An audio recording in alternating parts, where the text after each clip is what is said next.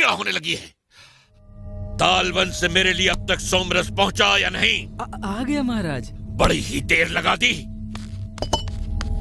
मुझे थोड़ा सोमरस पिलाओ और बताओ क्या समाचार हैं धेनुकासुर के। क्या उसने मेरे काल का वध कर दिया?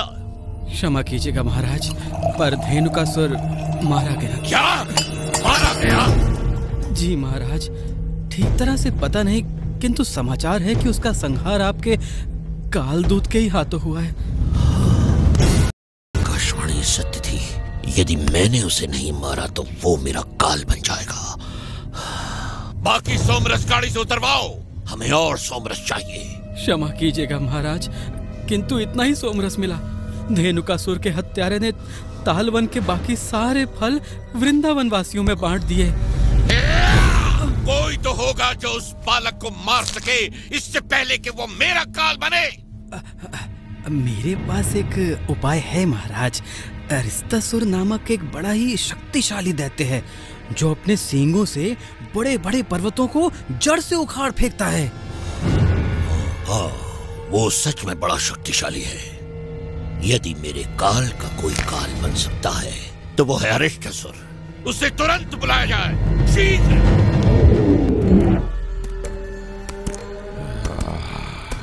वृंदावन तो यहाँ छिपा बैठा है कंस का काल। अब नहीं बचेगा ये बालक।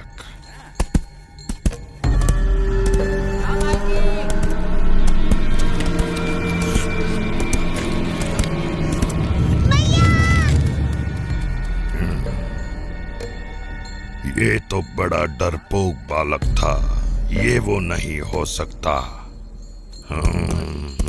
अरे कोमल, तुमने मेरे लाल को कहीं देखा? हर शाम मैं व्याकुल होकर उसके वापस आने की राह देखती हूँ। तुम्हारी व्याकुलता मैं समझती हूँ। मैं भी उसकी वापसी की प्रतीक्षा करती हूँ। उसके नए नए कारनामे सुनकर बड़ा आनंद आता है।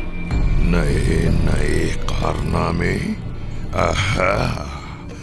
हो न हो ये वही है।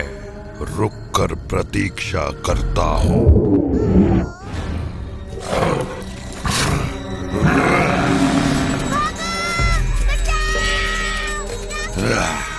इनमें से कोई नहीं, परंतु यदि कंस का काल इतना पराक्रमी है जितना कि मैंने सुना है, तो अपने गांव को विपत्ति में देख दौड़ा चला आएगा।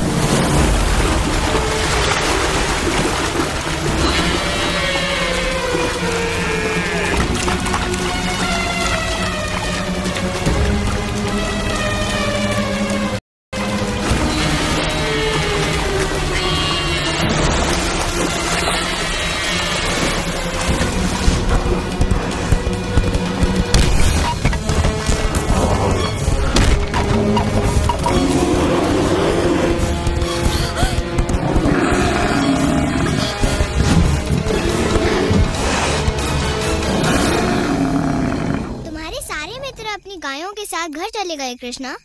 यदि तुम नहीं गए तो मैया यशोदा बड़ी चिंतित होंगी। मैं अपने पुष्पों की रक्षा करूंगा, चाहे पूरी रात खड़े रहना पड़े। ओह, तुम इतने हठी क्यों हो कृष्ण?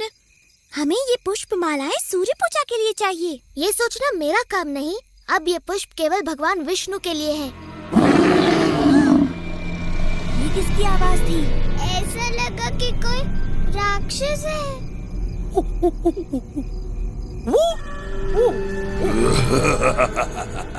आओ कृष्णा, बचा लो अपना प्रिय वृंदावन। रुक जाओ कृष्ण, ये कोई षड्यंत्र हो भी सकता है, पर मैं वृंदावन वासियों की पुकार अनसुनी नहीं कर सकता।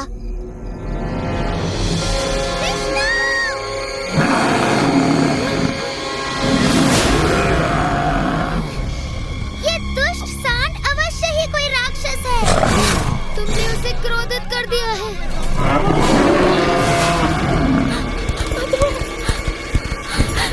इन्हें क्षमा कर दो।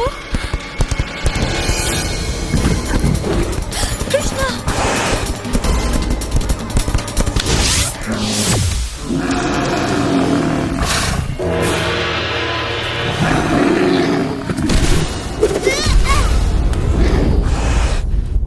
मैया, डरो मत सुबाला, ये तो बस एक साधारण सी गाय है। कहो तो वन में इसे भी घास चराने ले जाओ।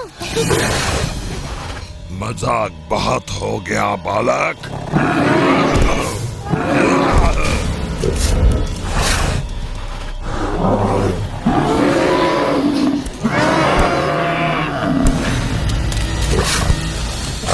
तुम कोई राक्षस नहीं हो, एक नीच और अधर्मी पशु हो। तुमने वृंदावन वासियों को क्यों भयभीत किया हुआ है?